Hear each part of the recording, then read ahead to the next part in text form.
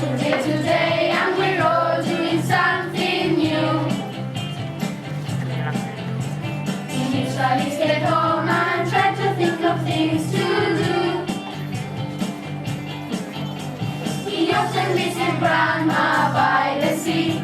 We usually have cakes and cups of tea, but now we're all camping in a nature park. We're catching fish and lighting fires in the dark. We're doing something we don't usually do. We're doing something that's different than you.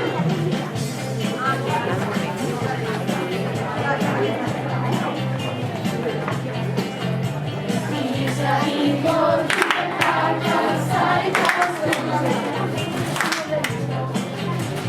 Today we're hiking and climbing and swimming in a pool.